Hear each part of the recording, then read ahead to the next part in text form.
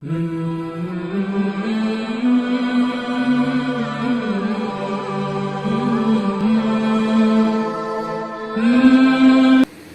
اللہ الرحمن الرحیم۔ سامعین محترم، بیان جو ہے وہ استاد زیادہ کریں گے، ہم یہاں صرف حاضری کے لیے آئے ہیں۔ ایک تو پرانا تعلق بھی ہے اور پرانی نسبت بھی ہے، جماعت بھی ہے، تو مختصر سی گزارش، پروگرام چھوٹا ہو یا بڑا ہو، کوشش یہ کریں ہم کہ اللہ اس کو ریا سے بچا لے، خالص اللہ کی رضا کے لیے بن جائے، ورنہ تصویر ہمیشہ دونوں رخوں سے دیکھی جاتی ہے، سیدھا رخ بھی ہے تو الٹا رخ بھی ہے۔ جہاں اللہ نے دن کو بنایا ہے وہاں رات بھی ہے، جہاں سردی ہے وہاں گرمی ہے، جہاں ایمان والا ہے تو وہاں کافر بھی کھڑا ہے۔ تو ہمیشہ یہ ضدیں جو ہیں یہ ساتھ ساتھ آ رہی ہیں۔ اگر علوم کے اندر آئیں تو بھی جو ہے نا ایک دوسرے کی ضد جو ہے وہ سامنے ہے۔ قرآن کو پڑھتے ہیں، جن چیزوں سے قرآن کو حسن ملتا ہے ان کی بھی ضدیں ہیں، کہیں سختی ہے کہیں نرمی ہے۔ تو بات یہ ہے کہ ایمان بہت قیمتی چیز ہے۔ آج ہم جس وجہ سے جاگ رہے ہیں، اپنے آپ کو مشقت کے اندر لے کے بیٹھے ہیں کہ صبح بھی اٹھنا ہے، رات کو دیر تک جاگنا اور پھر صبح سویرے اٹھنا، اور دن کو یہ جو حالات چل رہے ہیں بجلی کے الا ماشاء اللہ سکون نہیں ہوتا، پھر جناب حافظ صاحبان کے پیچھے کھڑے ہو جانا۔ پڑھنے والا تو اپنے پڑھائی میں مگن ہوتا ہے، جو بیچارہ پیچھے کھڑا ہوتا ہے نا اس کی توجہ جو ہے وہ ٹانگوں کے اوپر ہوتی ہے کہ کب رکوع ہو اور کب سجود ہو۔ ان حالات سے گزرے ہیں نا، یہ داڑھی ایسے سفید نہیں ہوئی، تو اس وقت توجہ جو ہے نا ہماری وہ ادھر ہی ہوتی ہے، حالانکہ توجہ ہونی چاہیے کہ پڑھنے والا کیا پڑھ رہا ہے، کس طرح پڑھ رہا ہے، کیا کہہ رہا ہے۔ ہم قرآن نہیں سنتے، جہاں مرضی چلے جائیں، جس مسجد کے اندر حافظ صاحب کے ساتھ کمٹمنٹ ہوتی ہے کہ 1 گھنٹہ آپ کے پاس ہے جی، چاہے آپ 12 سپارہ پڑھ لیں، چاہے آپ 1.5 سپارہ پڑھ لیں، چاہے آپ سپارہ پڑھ لیں، بس تھریشر مشین چلا دیں جتنا جلدی ہو سکتا ہے۔ اور وہ حافظ صاحب بیچارہ مصلی پہ کھڑا ہو کے منزل کے ساتھ بھی نمٹ رہا ہوتا ہے، گھڑی کے ساتھ جو ہے وہ ٹائم بھاگ رہا ہوتا ہے، اس کو بھی پکڑنے کی کوشش کر رہا ہوتا ہے۔ میرے جماعتی مجھ سے ناراض نہ ہو جائیں، واہ واہ بھی ہو جائے، اور یہ واہ واہ کے چکر میں آ کے ٹائم کو بھی جناب وہ کور کرنا، ساری چیزیں کرنا، اور بعد میں یہ نہ ہو کہ کل قیامت کے دن اللہ یہی کہہ دے ہمیں کہ قرآن تو تو نے پڑھا تھا، قرآن کا حق ادا نہیں ہوا، تو پھر یہ ساری محنت جو ہے نا ہماری ضائع ہو جائے۔ یہ قرآن جو اللہ کی مقدس کتاب ہے، جب ہم اس کو پڑھتے ہیں تو فرمایا یتلوہ حق تلاوتہ من آناء اللیل و آناء النہار، اور قرآن کے اندر جو ہے ورتل القرآن ترتیلا، بس اللہ ماشاء اللہ مجھ سمیت سارے جتنے بھی ہیں اللہ ہمارا پڑھنا قبول فرما لے اور سامعین کا سننا قبول فرما لے، ورنہ ہمارے پاکستان کے اندر میرے خیال میں 20% جو ہے وہ شاید قرآن کا حق ادا کرنے والے ہوں، باقی سب آ کے یہی کہتے ہیں آپ نے بڑی دیر لگا دی، فلاں حافظ صاحب نے جی آدھے گھنٹے کے اندر تراویح سنا دی ہے، موج کرا دی ہے اس نے۔ دیہات کے اندر بھی اور شہروں کے اندر بھی یہ کوشش ہوتی ہے۔ میرے قریب ایک مسجد ہے، 12 مہینے رمضان کے علاوہ 11 مہینے اس کے پیچھے نماز پڑھتے رہے ہیں۔ جب رمضان آیا ہے تو ہم آپ کے پیچھے جی نماز نہیں پڑھیں گے، اب قرآن بہت آہستہ پڑھتے ہیں۔ اس بیچارے مولوی صاحب کو رمضان کے لیے چھٹی کرا دی، پہلی تراویح میرے پاس پڑھنے آ گیا۔ میں نے کہا بھی آپ تو امام ہیں، قرآن کیوں نہیں سنا رہے؟ جی جماعت نہیں مانی، ہم تھک جاتے ہیں، آپ بہت آہستہ پڑھتے ہیں، ہم وہ حافظ لائیں گے کہ بس جو تھریشر مشین ہو جو جلدی فارغ کر دے۔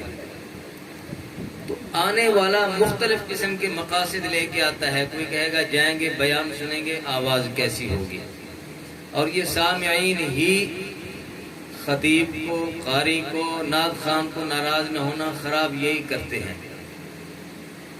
سامعین کہیں گے جی مزہ نہیں آیا، وہ کوشش کرے گا کہ میں ان کو مزہ دلواؤں. یہ نہیں کہے گا کہ سادی سی بات ہے جو دین نے کہی ہے، اور ہماری جماعت جو ہے جو استادوں سے پڑھا ہے اور ہمارے جو بزرگوں نے سکھایا ہے، خاص طور پر احرار والوں نے، کہ بات کے اندر کوئی جو ہے نا وہ ڈھنگ یہ سورتار نہ ہو، سیدھی بات ہو، حق کی بات ہو، بات سیدھی ہو، بس آپ کا کام ہے پہنچا دینا. اب وہ ہے کسی کے اندر جذبہ کہ امیر شریعت سید عطا اللہ شاہ صاحب بخاری رحمہ اللہ علیہ نے، حضرت سید عطا المہیمن شاہ صاحب بخاری رحمہ اللہ علیہ نے یہ بات سنائی کہ ابا جی نے 3 گھنٹے تقریر کی. بلوچوں کا علاقہ تھا. 3 گھنٹے تقریر کرنے کے بعد پوچھا بھی کوئی بات سمجھ آئی؟ انہوں نے کہا جی کچھ نہیں ہوا. پھر وہی تقریر دوبارہ 3 گھنٹے حضرت نے دہرائی. 6 گھنٹے تقریر کرنے کے بعد پھر ابا جی نے پوچھا جماعت والوں سے، اس مجمع سے، بھائی جو بات میں نے کیا آپ کو کوئی سمجھ آئی؟ انہوں نے کہا جی کچھ سمجھ نہیں آئی. فرمایا پھر ابا جی نے وہ 3 گھنٹے وہی تقریر دوبارہ کی. 9 گھنٹے یعنی کہ 6 گھنٹے تقریر کرنے کے بعد جب انہوں نے کہا نا سمجھ نہیں آئی، تو شاہ جی رحمہ اللہ علیہ نے آسمان کی طرف دیکھا، اللہ بخاری کا کام نہیں تو ہی سمجھا سکتا ہے، میرے بس میں نہیں ہے. دوبارہ وہ 3 گھنٹے تقریر کی. 9 گھنٹے ایک تقریر کی. تو شاہ جی رحمہ اللہ علیہ کہنے لگے کہ ابا جی نے پوچھا 9 گھنٹے کے بعد بھئی کچھ سمجھ آیا؟ تو پھر بلوچوں نے کہا ہبو ہمج آئی ہے. تو بات یہ ہے کہ جو کچھ یہاں ہم لینے کے لیے آتے ہیں مختلف مقاصد ہوتے ہیں. انما الاعمال بالنیات، ٹھیک ہے نا جی. حدیث پڑھتے ہیں نا کہ نیت کا دار، اعمال کا دار و مدار نیت پر ہے. تو ہم یہ نیت لے کے آئیں کہ اللہ کا قرآن سننے کے لیے، بیان جو ہے وہ حدیث رسول اللہ صلی اللہ علیہ وسلم کا فرمان سننے کے لیے، تاکہ ہمارا ایمان تازہ ہو جائے. اور جب اللہ کا قرآن پڑھا جاتا ہے، رسول اللہ صلی اللہ علیہ وسلم کا فرمان سنایا جاتا ہے، تو حدیث پاک میں آتا ہے کہ قال مجتمع قوم فی بیت من بیوت اللہ یتلون کتاب اللہ ویتدارسونہ بینہم الا نزلت علیہم السکینہ. فرمایا جہاں بھی مجمع کے اندر کوئی قوم جمع ہو کے بیٹھتی ہے، جس طرح آج ہم بیٹھے ہیں، فرمایا قرآن کی تلاوت ہو یا رسول اللہ صلی اللہ علیہ وسلم کی حدیث بیان ہو رہی ہو، یتلون کتاب اللہ ویتدارسونہ بینہم، آپس میں مذاکرہ ہو رہا ہے، تو اللہ کیا کرتے ہیں؟ الا نزلت علیہم السکینہ، اللہ کی طرف سے سکینہ نازل ہوتی ہے. اور قرآن کہتا ہے انما المؤمنون الذین اذا ذکر اللہ وجلت قلوبهم واذا تلیت علیہم آیاته زادتهم ایمانا.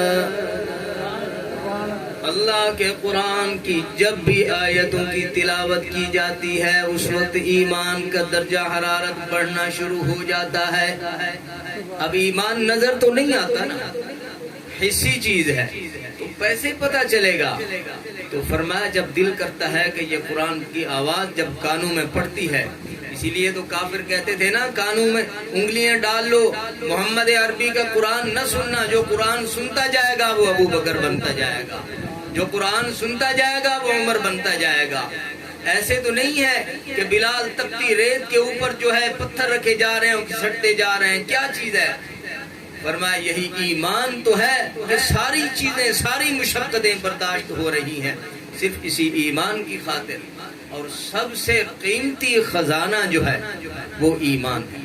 گھر کے اندر قیمتی چیز جو رکھی جاتی ہے نا، بڑی سنبھال کے پیٹیوں کے اندر تالے لگا کے سارے گھر والے اس کی حفاظت کے اوپر لگے ہوتے ہیں. وہ دنیا کی چیز ہے، اتنے حفاظت کرتے ہیں. باہر جاتے ہیں تو صندوق کو تالا، کمرے کو تالا، باہر سے تالا کہ یہ ہمارا قیمتی مال و متاع چرا نہ ہو جائے، کہیں ڈاکو لٹیرے اس کو لے نہ جائیں۔ اور دکھ اس بات کا ہے کہ آج ایمان چلا جائے تو چلا جائے، مال نہ جائے، بس کسی نہ کسی طریقے سے مال ہونا چاہیے، ایمان کی پرواہ نہیں ہوتی۔ اور یہ ساری چیزیں یہاں رہ جانے والی ہیں، حسب نسب یہیں رہ جائے گا، اولاد یہیں رہ جائے گی، رشتہ دار یہیں رہ جائیں گے، مال یہیں رہ جائے گا، ساتھ یہی ایمان جائے گا جو انسان کو یہاں بھی کامیاب بناتا ہے۔ ایمان مضبوط ہو، ایمان زیادہ ہو، ایمان کا پکا ہو، تو پھر جو ہے نا وہ دنیا کے اندر کسی کو سفارش کرنے کی، بڑا بننے کی ضرورت نہیں پڑتی۔